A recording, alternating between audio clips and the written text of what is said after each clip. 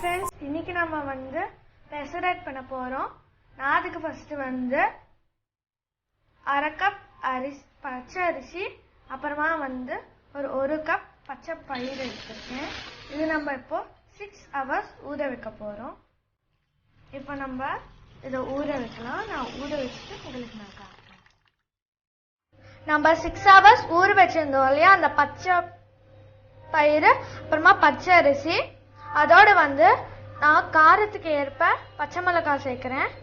அப்புறமா இஞ்சி ஒரு 4 துண்டு, அப்புறமா தேவையான அளவு கல்லுப்பு, இதோட கொஞ்சம் ஜீரகம்,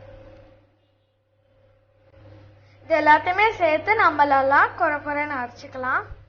நம்ம அந்த பச்சை அரிசி அப்புறமா பச்சை பயிரை அரைச்சி வச்சிருந்தோம் இல்லையா, நான் அது கூட கொத்தமல்லி கருவேப்பிலையும் ஆட் பண்ணியிருக்கேன். வாங்க இப்போ அந்த பெசரட் எப்படி செய்யறது நம்ம இப்போ போய் பார்க்கலாம். நான் அதுக்கு ஃபர்ஸ்ட் தோசைக்கல் எடுத்திருக்கேன். அது சூடான அப்புறம் அது மேல நான் கொஞ்சம் வெங்காயம் போடுறேன். ஏன் நான் மாவோடைய அந்த வெங்காயத்தை கலக்கலைன்னா, நீங்க ஒவ்வொரு பெசரட்டுக்கும் இந்த மாதிரி பண்ணீங்கன்னா அந்த பெசரட் ஃபுல்லா அந்த வெங்காயம் வரா மாதிரி இருக்கும். அந்த மாவு அந்த வெங்காயத்து மேல போட்டுட்டு நம்ம நார்மலா தோசை வைக்கிற மாதிரியே வைக்கலாம்.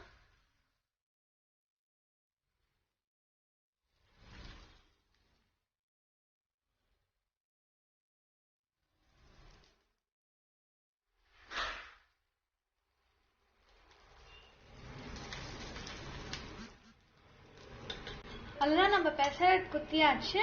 இது குத்தின அப்புறம் இதுக்கு சுத்தி நம்ம எண்ணெய் குத்திக்கலாம். இந்த சைடு வெந்த அப்புறம் நம்ம திருப்பி போட்டுடலாம். அந்த சைடு வெந்துருச்சு, நான் திருப்பி போட்டுட்டேன். இந்த சைடு வெந்த அப்புறம் நம்ம எடுத்து சர்வ் பண்ணிடலாம். நல்லா ப்ரௌன் ஆற வரலும் இதை நம்ம வேக விடணும். அவ்வளவுதான், நம்மளோட ஈஸியான ஹெல்தியான சுவையான பெசரட் தயாராயிடுது. இந்த வீடியோ உங்களுக்கு பிடிச்சிருந்தா லைக் பண்ணுங்க, கமெண்ட் பண்ணுங்க, ஷேர் பண்ணுங்க, மறக்காம சப்ஸ்கிரைப் பண்ணிட்டு பக்கத்துல இருக்க இந்த பெல் ஐகானை கிளிக் பண்ணிடுங்க. அப்பதான் நான் சொல்ற எல்லா வீடியோஸும் உங்களை அடையும். Bye bye, see you in the next interesting video.